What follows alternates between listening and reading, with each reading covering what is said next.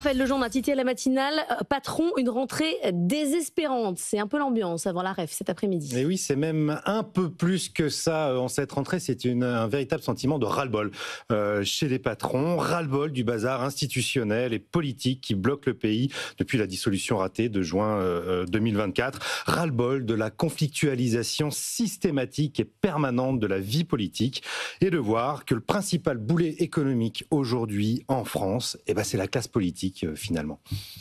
Il y a un an, le président du MEDEF, Patrick Martin, offrait une main tendue. Bon, on en est loin. Hein. Oui, vous vous souvenez, il proposait effectivement une hausse d'impôts temporaire pour aider au redressement des comptes publics. C'était un signe de responsabilité pas pris à tout le monde. À un moment important pour la nation. Et effectivement, il avait eu du courage, Patrick Martin, parce qu'il s'était pris quand même une volée de bois vert au sein du conseil exécutif du MEDEF. Tous les représentants patronaux n'étaient pas sur la même ligne, loin de là.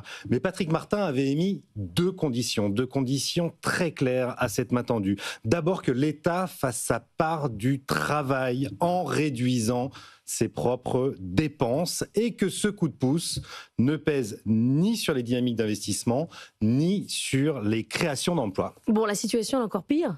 Un an plus tard, effectivement, le compte n'y est pas vraiment. Voilà comment me résumer la situation. Une source patronale hier, de manière assez claire et lucide, je trouve, après l'annonce du vote de François Bayrou sur la confiance.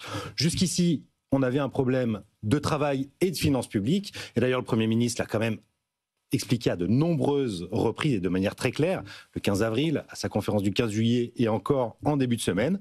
Désormais, on a un problème de travail, de finances publiques et de stabilité politique. Alors, il serait injuste de dire que rien n'a été fait. Bon an, mal an, les dépenses de l'État ont été tenues l'année dernière, enfin cette année même. Je suis allé voir les chiffres. Les derniers chiffres sont au 30 juin. À mi-année, les dépenses de l'État sont en légère baisse.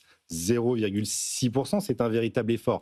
Mais la dépense sociale, elle, explose, continue d'exploser et le déficit atteint déjà 100 milliards d'euros au 30 juin. Donc le compte n'y est pas, effectivement. Et en mettant la démission du gouvernement dans la balance, alors qu'il aurait pu pousser l'examen budgétaire jusqu'au bout du bout, jusqu'au 31 décembre, et peut-être qu'alors le Parti socialiste aurait un peu plus hésité à voter la défiance contre un gouvernement à seulement 3 mois des élections municipales.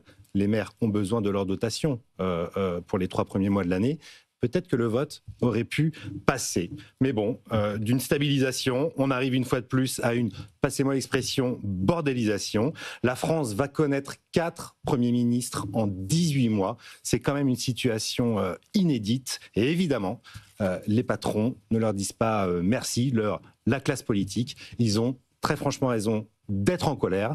On verra le message qui seront adressés à la REF. C'est l'ouverture aujourd'hui. On sera nous-mêmes en plateau demain matin. Évidemment, et on suivra le discours de Patrick Martin depuis la REF en direct sur BFM Business à partir de 14h. Et puis ensuite, évidemment, les émissions délocalisées. Edwige Chevrillon qui sera sur place. Le problème, Raphaël, c'est que la question n'est pas bonne, celle posée par François Bayrou quand il dit est-ce que vous êtes d'accord pour dire oui ou non qu'on a un problème de dette et de finances publiques? Tout le monde est d'accord pour dire ça.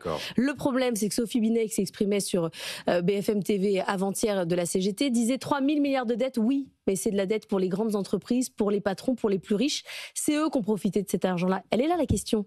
Elle n'est pas sur est-ce qu'on a de la dette ou pas. Alors elle est la sur question où est l'argent. 3 000 milliards de dettes, on peut y répondre très facilement. C'est l'irresponsabilité d'une classe politique qui, depuis 50 ans, n'a plus voté un seul budget à l'équilibre. Certainement pas pour les plus riches, certainement pas pour les entreprises qui payent en France le niveau de prélèvement obligatoire le plus élevé d'Europe, un des plus élevés au niveau européen. Et donc, c'est bien cette classe politique qui, aujourd'hui, ne voit que 2027 dans son viseur et qui est vraiment dans une conflictualisation permanente, qui est l'un des principaux freins au développement économique de la France. Vous savez ce que va venir faire Emmanuel Le Chypre à 7h20 face à Jean-Marie Daniel? C'est un courageux, Emmanuel Le Chypre. Il va venir défendre la taxation des plus riches sur BFM Business. Il n'a peur de rien.